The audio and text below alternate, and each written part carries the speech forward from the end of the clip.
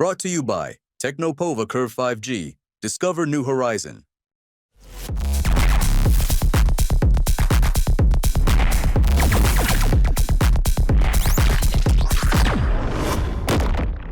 राजस्थान की उप मुख्यमंत्री दिया कुमारी द्वारा दिए गए बयान को लेकर सियासी हलचलें हैं जो जोरों पर देखने को मिल रही है। हमारे साथ इतिहासकार चंद्रशेखर सन हैं। सर, जिस तरह से महाराणा प्रताप के जो इतिहास हैं उसको देखा जाता है, लेकिन अकबर महान को अलग अलग बातें होती है। केंद्र सरकार अलग बात करती है और राज्य सरकारें अलग अलग बात करती है। आप इसको कैसे देखते हैं? अकबर को महान बताया जाता है, तो अकबर के बारे में जानना चाहिए। देखिए कि ऐसा है कि अकबर को महान बताने का जो लगातार प्रयास होता रहा है वो बिना किसी आधार पर, बिना किसी तथ्य पर हुआ है। मेरा ये मानना है कि महानता के मानदंड क्या हैं, क्योंकि महानता के मानदंड होते हैं और भारतवर्ष जो है वो आदर्शों का, मूल्यों का और नैतिकता का देश रहा है। यहाँ पर महानता के जो मानदंड रहे हैं वो त्याग, तपस्या, चरित्र को माना गया है। और अगर इन मानदंडों को, क्योंकि अभी तक जिन जिन लोगों को महान कहा गया उनमें हमें इस तरह के गुण देखने को मिलते हैं। ये कोई पाश्चात्य या यूरोपीय देशों में महानता का मानदंड नहीं है।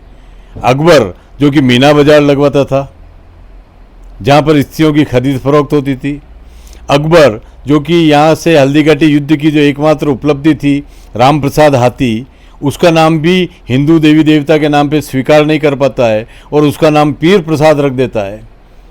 इतनी संकीर्णता जिसके अंदर भरी हुई थी और उसकी साम्राज्यवादी लिप्सा इतनी थी कि उसने अपने साम्राज्यवाद को फैलाने के लिए राजपूतों के, अन्य राजपूताना के शासकों के साथ में वैवाहिक संबंध किए। उसने हमारी भारतीय संस्कृति को, सामाजिकता को नष्ट करने का प्रयास किया शादी विवाह के माध्यम से।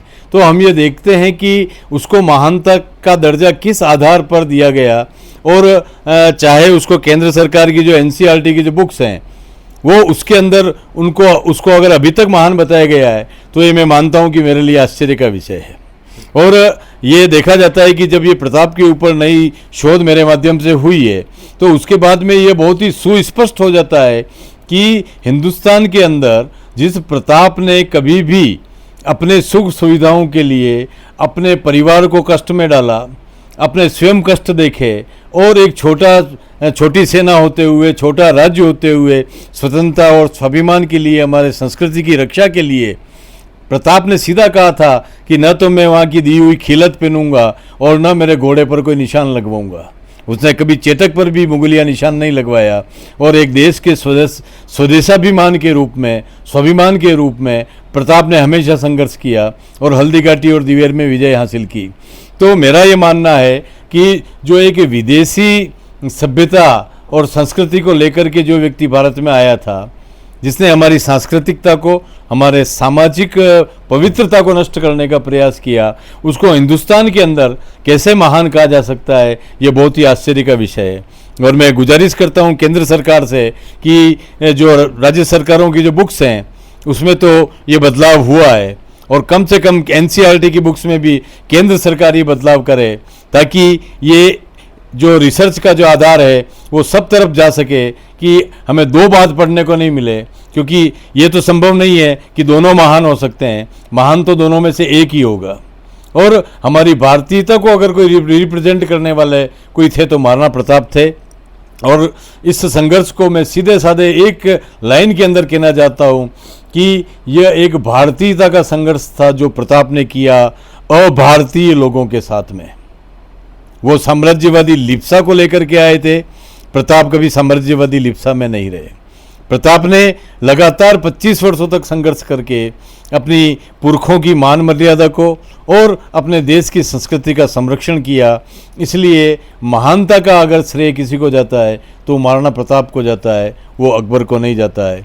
इसके लिए चाहे आप विद्वानों की बहुत कमेटी बिठा करके कोई लाइव बहस कराना चाहें कि तथ्यों के आधार पर कोई बहस हो कि जो स्त्रियों को खरीद फरोख्त हो रही है, जो मीना बाजार लगवाया जा रहा है, जहाँ पर मतलब कि जो आप देखें कि चित्तौड़ के किले में 30,000 लोगों का, जो निरीह लोग थे, जो लड़ नहीं रहे थे, निहत्थे लोग थे, उनका कत्लेआम करके उन 30,000 लोगों के सर के ऊपर मीनार बना करके जिस अकबर ने गाजी की उपाधि धारण की, ऐसा नृशंस हत्यारा इस भारत के अंदर तो महान नहीं हो सकता है। इसलिए एनसीईआरटी को सोचना चाहिए। अगर उस तरह का पाठ्यक्रम उन्होंने दिया है कि अकबर महान था, तो मैं इसकी निंदा करता हूँ। ठीक है सर, बहुत धन्यवाद। तो ये थे इतिहासकार जिनसे हमने बात की, क्योंकि केंद्र सरकारों में अकबर को महान बताया जाता है, जबकि राज्यों की सरकार में मेवाड़ के जो महाराणा प्रताप है उनको महान बताया जाता है। अलग अलग जो विचार हैं वह देखने को मिलते हैं। और हमने सर से भी बात की कि क्यों ऐसा होता है। TV9 के लिए राजेश डांगी।